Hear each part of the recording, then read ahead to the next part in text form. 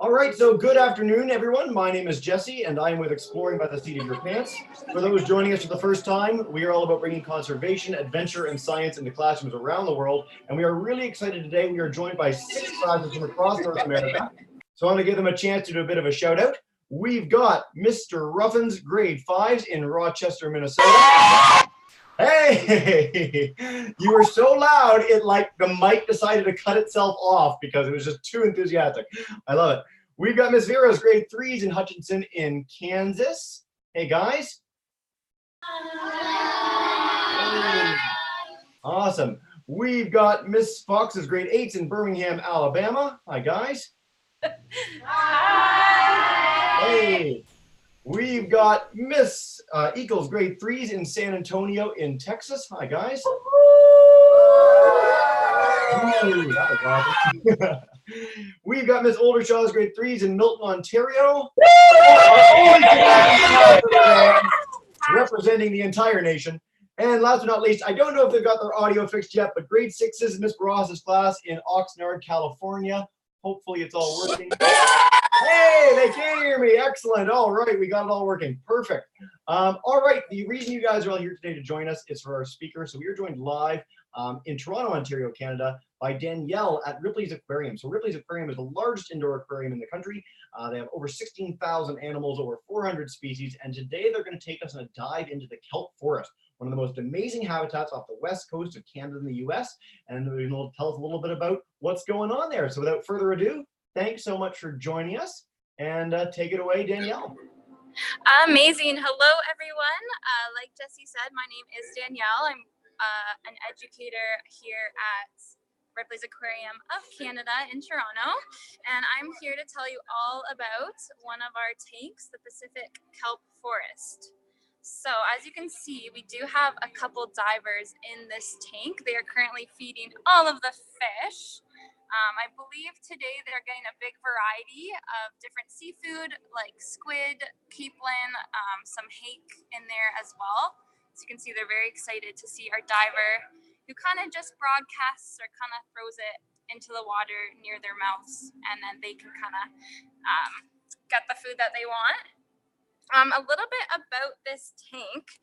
So this is our third largest tank, again, called the Pacific Kelp Forest. There's about 420,000 liters of water in this tank. So I'm gonna just take a few steps back just so you can maybe see how large this tank is, if it can even fit in my screen. So there's a big view. So it's our third largest tank, and it is our deepest tank, about 24 feet, or if you can imagine a big yellow school bus turned on its side, it could actually fit right here in this tank. And this is salt water. It's very cold. It's about our second coldest tank, around 11 degrees. So as you can see, our divers, when they're diving in this tank, they want to make sure they have the right gear. So this is one of our divers here. He has gloves on, he has a hood, and he has a very thick wetsuit, and that'll keep him nice and warm while he's in this tank feeding the fish. Now, like Jesse said too, you can find this kelp forest habitat right here in Canada. We have the second largest kelp forest on our west coast in British Columbia, the largest one being in the United States, California, and it's a very, very important habitat to many, many species. As you can see, we have lots of different fish living in this habitat here. So I'm going to talk about a few of them. So most of the fish you're seeing here are different species of rockfish. So who do we have? We have the black rockfish here. The orange ones are canary rockfish. And these fish usually are just found kind of motionless, either on the bottom or in the water column. And that's kind of how they got their name rockfish. They kind of just sit around looking like rocks.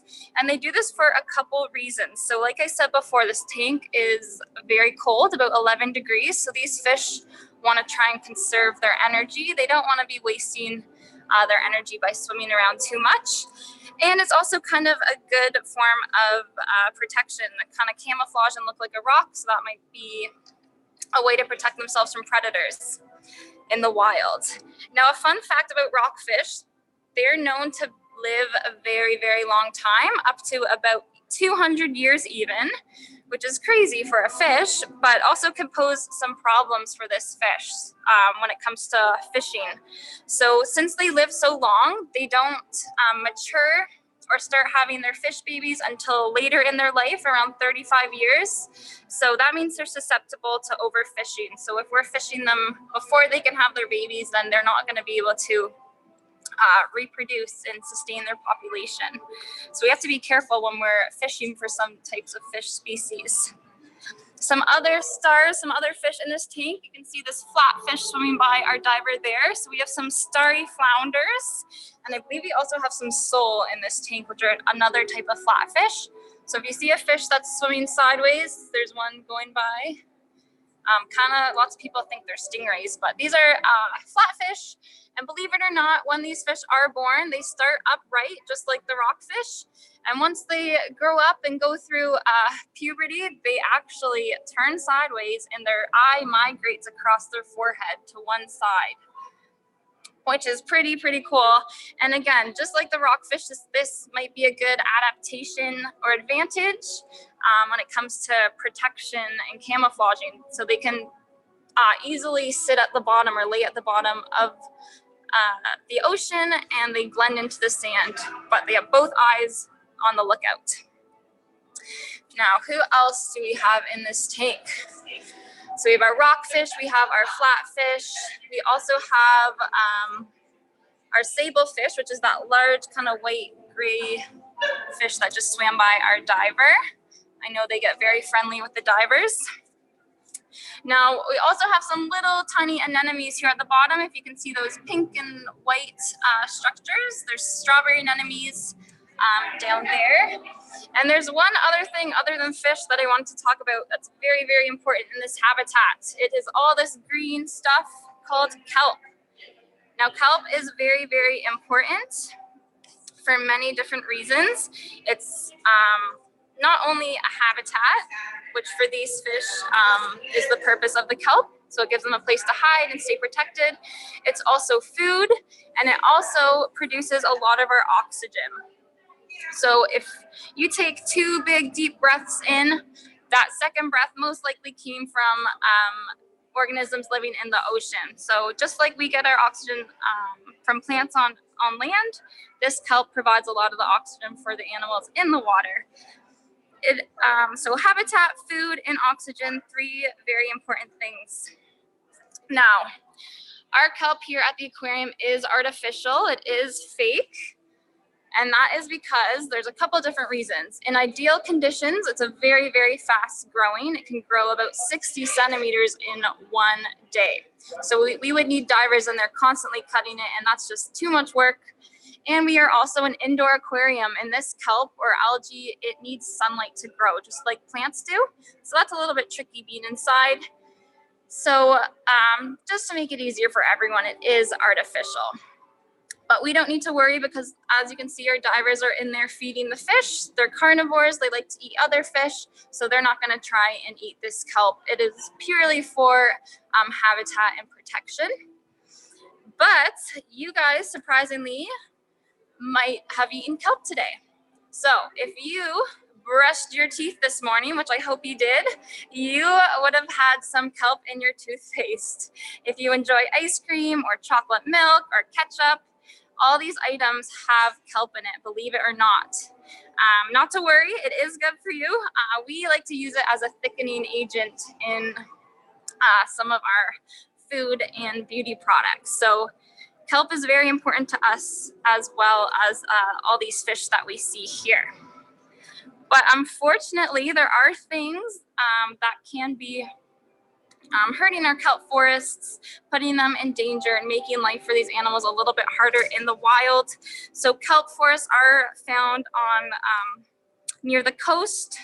So there is threats from garbage and pollution coming from our coastlines that gets into these kelp habitats, making it a non-suitable habitat for these animals.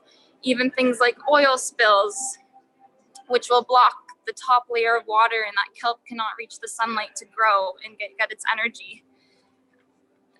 So all these different issues do have an effect, kind of a chain reaction, because without the kelp forest, all these different fish that we took a look at would no longer have a habitat, and it's no longer a suitable place to live. So we want to make sure we are doing what we can to protect our kelp forests and make sure that they stick around for all those good reasons we talked about: the shelter, the food, and the oxygen that they create for these animals. So a few things that we can be doing, even if we don't live near the kelp forest, is just to make sure we're not littering, we're putting our garbage in the proper space, and more importantly, or even better, we can focus on reducing our waste. So there are many great options available for doing that. You can pack your lunches in reusable containers, bring your water in your reusable water bottle. Simple little things like that can make a huge difference in the amount of waste that we have, that we're producing. Another thing you can do is shoreline cleanups or schoolyard cleanups.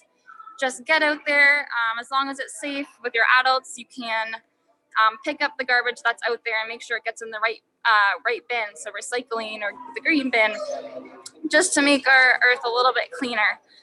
And another thing you can do is educate yourself. So it's all great you guys are listening today. I encourage you to keep doing your research on the ocean and our environment and finding new ways that we can help make sure that we protect all these beautiful ecosystems like the kelp forest. Now, that is all I have to say. I would love to hear questions or open it up for discussions. Outstanding. Well, thank you so much, Danielle. That was marvelous as always. We've got a whole whack of classrooms watching on YouTube too, and you guys have been really good. We've got classes typing in questions on YouTube, so please do that, and I'll share them. But yeah, let's dive in. A little loud in the aquarium. Let's start with a question from Mr. Ruffin's class. You guys want to kick us off? Go for it.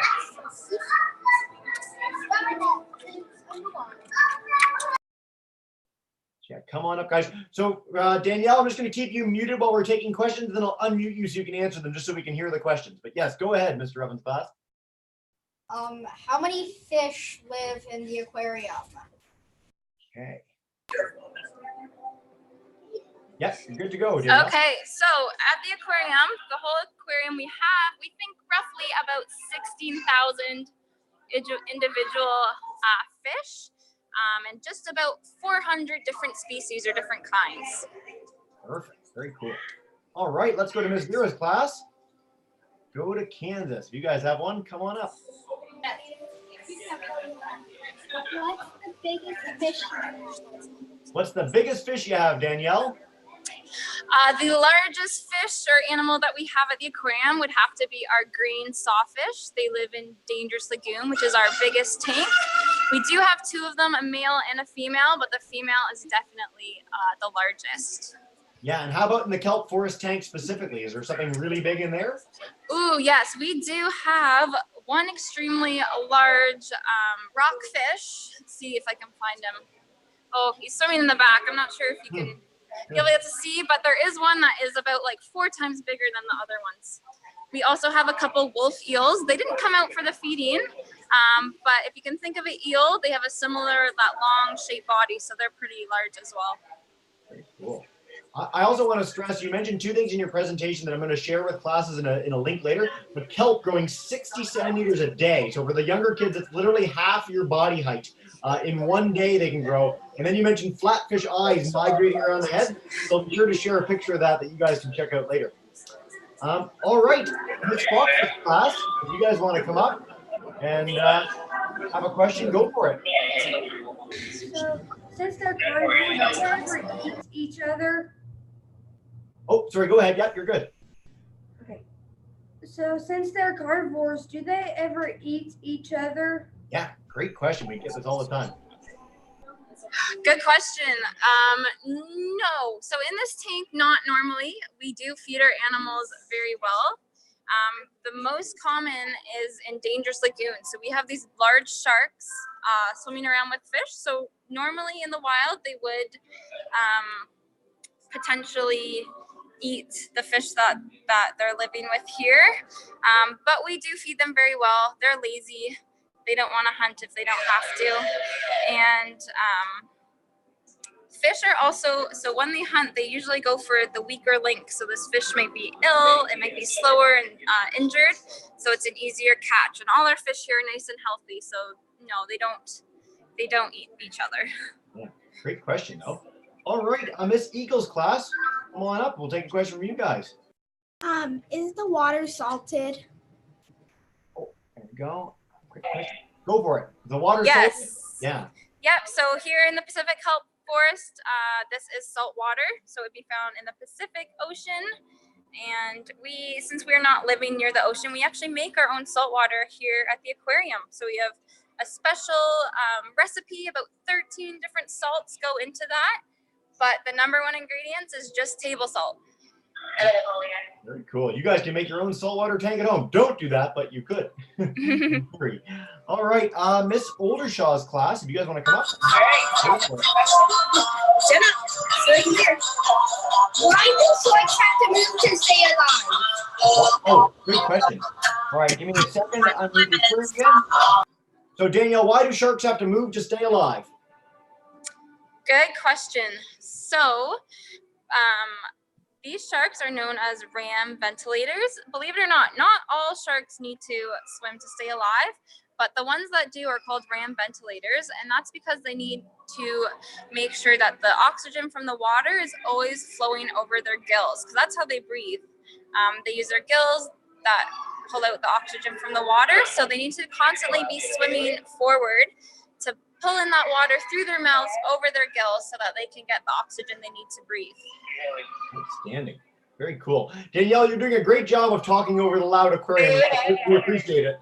All right, let's go for a last of the first round of questions to Miss Barajas' class. If you guys want to come up, go for it.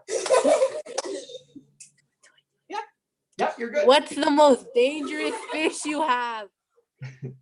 All right, Danielle. Most dangerous fish you guys have? Ooh, the most dangerous. That's a tough one. Probably it would have to be one of our venomous fish. I'm not sure exactly which one would be the most dangerous. We have lionfish here. We have stonefish, so they have venom, which can be very painful. So maybe one of them. Yeah. In general, actually, so a lot of people assume that some of the bigger sharks and things are the most dangerous, but the sharks really want nothing to do with people. So venomous fish, something that you could run into, step on, are much more likely to cause you harm if you're ever in the ocean than sharks ever are. So great answer. All right, we're going to start taking some online questions. We've got a ton. So Miss Morris's class, grade 2 and 3s in London, Ontario, want to ask if you know how many individual fish are in the kelp forest tank? Do you know how many fish are in this tank? I don't know the exact number, but a rough estimate would be around 200. Okay. And then a really quick question from them too, which is how long can divers stay underwater? We've had a diver underwater there. Can they stay under for hours, minutes? What's the deal? Yeah, good question. So there's a lot of different things to think about when diving and how long you can stay underwater for. This is a deeper tank and colder tank, so you probably would use your air up more quickly, so you wouldn't stay as long as, let's say, in a different tank that's a little bit warmer, not as deep. So generally, I think our divers, the longest they'll go in the tank's about an hour. Excellent. I want to note too, a lot of our classes are like grade 4 and above. If you guys are 10 years old and over, you can begin training to be a scuba diver. So you can literally end up with a job like Ripley's, do some of the stuff that other speakers we've had do. At 10 years old, you can be scuba. All right, one more online question for now. Miss Hirschman's class in Chepstow, Ontario. One to ask, is there a certain time of year that fish are born? Good question. Yes, there definitely is a certain time of year fish are born. Depends on the species or the type, but they all do have their different kind of breeding seasons, and depending on how long the gestation is or how long they need to keep the eggs inside, or depending, it's really species specific. Yeah. I lied. One more quick one. How many times a year do you clean that tank? Ooh, how many times a year do we clean this tank? Yeah. We clean it once or twice a week, so we work very hard to keep our tanks nice and crystal clear. Just like if you go to a pool and see it covered in algae or green ever, guys, if they didn't clean it, it would look like that. So good to do. Awesome. All right, let's do another round of questions with live classes. So Mr. Ruppin's class, if you guys want to come back up, go for it. What is the smallest fish you have?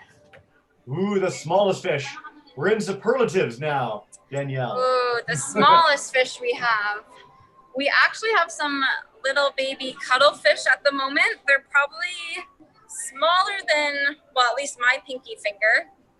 They're very small right now, so they might be the smallest. Yeah, so you guys are constantly getting new babies, so new things take the peak every now and then? Exactly. Perfect. Okay, so you'll have to go to the aquarium and check it out to see what's the smallest any given day. All right. Miss Muir's class, if you guys have a question again, come on up. Yes, go ahead. How many pounds do you feed all those fish? How many times do we feed this? 3 times. We feed the fish in this tank 3 times a week. And that's the same with our sharks. So lots of our big animals get fed 3 times a week, which might not seem like a lot, but if you're a little fish, that's enough to keep you happy. Yeah, very cool. One of the reasons we mentioned we have animals of all kinds is some of the things like mammals need to eat so much, like us, is that we have to keep our body nice and warm. And so fish get their heat from the environment, so they don't need to eat quite as much because most of our energy goes towards keeping us the same temperature, which is really cool. All right, let's go to Miss Fox's class. If you guys have another one, come on up. What would you have to do this for a living? Great question. So you would want to probably go to university or college and study biology or marine biology, any kind of animal science would really help you out. And like Jesse said, being a diver, getting your dive certification will definitely help you out as well. So just learning and being curious about the ocean and the animals is what you would need to do. Perfect. All right, Miss Stevenson's class online from Peterborough, Ontario. Do fish sleep, Danielle? Ooh, really good question. We or scientists are not exactly sure how they do it. They do sleep, but not in the way that we do. So we like to call it more of a rest. And as you can see, their eyes are always open. Fish don't have eyelids. But what we think might happen is they're able, more specifically in sharks, we think they're able to kind of shut down a part of their brain and part of their body to save energy, and that's their resting period. Or sometimes, for those sharks that need to keep swimming to breathe that we talked about earlier, they make use of the currents and the wave, and they'll kind of just glide in those currents, which will save some energy as well. So yes and no, fish sleep, but not in the way that we do. Pretty cool. All right. I love that you mentioned that scientists don't know. So this is something that we like to share with classes a lot. Is this idea that, there's so much more to learn out there. So if you guys want to be scientists, learn more about science, there's a ton of really easy unanswered questions like, do fish sleep, that we don't have a full understanding of. So I'm really, really glad we got that, guys. All right, Miss Eagles' class, if you guys want to come up again, go for it. What's it like working at the aquarium? Question. Working at the aquarium is pretty awesome. You get to be surrounded by all these beautiful fish. And one of the best parts though is talking to the guests and doing experiences like this, just sharing our passion. All the people who work here are really, really passionate about not even just the ocean, but just nature in general. And it's really inspiring to hear other people's stories and share what you know about all these animals as well. Cool. All right, Miss Oldershaw's class, if you guys have another question. Here, go ahead. What is the oldest fish you have? Good question. Oldest fish. This is another one we are not 100% sure of. It is hard to exactly know a fish's age, but we do have an idea of our oldest stingray, so I can let you know that. Our oldest stingray is about 27 years old, and he's a rough-tailed ray, which is pretty old because they only live to about 30, so he's kind of like a grandpa stingray. Cool. All right, guys, what we're going to do is I'm going to take a few more online questions, and then I'm going to go one last one from Miss Barajas' class. So we'll wrap up with you guys in a minute, and then we'll wrap it up. So this has been great, guys. All right, so Miss Ford, actually, Miss Brecca's class first wanted to ask, how do fish breathe underwater? How do they pull that off, Danielle? Yes, so fish breathe underwater by using their gills, which there's a fish right in front of me here. If you can kind of see the slits right in front of its front fins, they kind of suck in the water through their mouth and it goes over their gills. They have different parts in their gills, like gill rakers, but just a more simple way of looking at it is they suck in the water and they're able to extract the oxygen out of the water in their gills, and that's how they're breathing. Super cool. All right, Ms. Graham's grade group, grade 5s in Pennington Middle School in Jonesville, Virginia, wanted to ask, they have a bunch of questions. Wow, how hard is it to take care of the fish? This is something that the diver behind you might want to get in on too. How do they do that? Yes, so I'm actually standing with an aquarist here, Aquarist Josh, so I'm going to let him answer this one. So Hey, the Josh. question was, how hard is it to take care of the fish? Hello everyone, my name is Josh, and it is a lot of challenge to take care of these fish. We work 18 hours a day doing different shifts to take care of these fish from 7 in the morning until 11 p.m. every single day, nonstop, even on Christmas. Taking care of fish is just like taking care of a dog, but you feed them constantly. You always have to make sure they're healthy. You have to make sure that they're not sick. So it's every single day, nonstop. Outstanding. Great answer, Josh. All right, and then one last one online at Miss Ford's class, Ventura Park Public School in Thornhill, Ontario. Grade 6s, they asked a bunch of questions, but the one we're going to pass along is, do you have any issues with overpopulation in the aquarium? Is there ever a tank where there gets too many fish, and what do? Do you share fish with other aquariums, anything like that?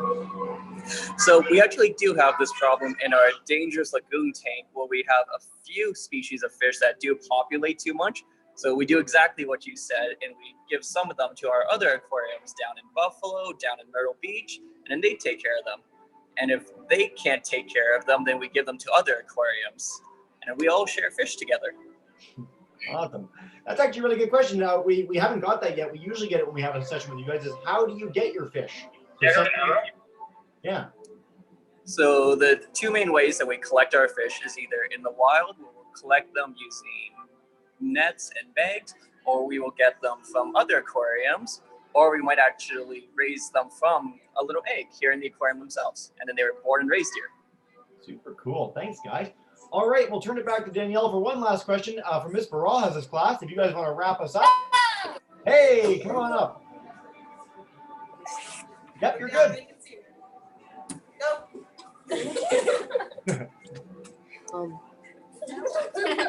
How long did it take to build the? How long did it take to build the aquarium? Yeah, great question. So the aquarium, we're actually turning 6 next month. So we've only been open 6 years. I was not a part of the construction process, but from what I've heard, it took a long time, a couple of years it took to build the aquarium. Yeah. Well, next time we'll have to do a speech with someone who actually built it with their bare hands, Danielle. That's Yes. coming in. We're disappointed. I also want to stress, listen, I know it's really easy to laugh at kids for asking questions, guys, but just make sure it's such a fantastic thing. We really appreciate you asking questions, so no need to feel bad about that. It's amazing, and it's awesome. We had some really great enthusiastic questions today. All right, so with that said, Danielle, before we wrap up and with a fish that was briefly looking right at the camera, is there any last message you want to share about how kids can learn more about the aquarium, about these habitats, anything else before we wrap up? Yeah, I definitely encourage you guys to go online, even onto the Ripleys website. We have a great snapshot of the different exhibits and the different animals with different facts. So if you're unable to make it for a visit, definitely check out all our online resources because you will learn a lot. And also, the Explore by the Sea Your Pants is awesome. You can go check out all the different live feeds on YouTube and just do your research. There's so many awesome books and movies and documentaries that you can be exploring more just to learn more about the fish in their oceans. Outstanding. Thank you so much, Danielle. So what we do at the end of every hangout, actually, before I wrap up, I just want to stress we're going to pass along to all the classes quite a few resources, things about the aquarium, things about habitat, documentaries, and more. So look forward to that. So what we do at the end of every hangout, guys, I'm going to demute everyone's microphone. So Miss Barraz's class, Miss Eagle's class, Miss Fox, Miss Oldershaw, Mr. Ruffin, Miss Vera, if you guys could join me in saying a huge thank you to Danielle and Josh and the team at the aquarium for joining us today. You're all demuted. Go right ahead. All right, we're gonna say thank you.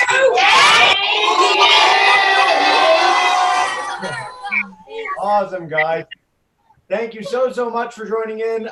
We love, again, joining us for the 2019-2020 season, kicking it off. Danielle, you're marvelous. Thank you so much. Thank you. All right.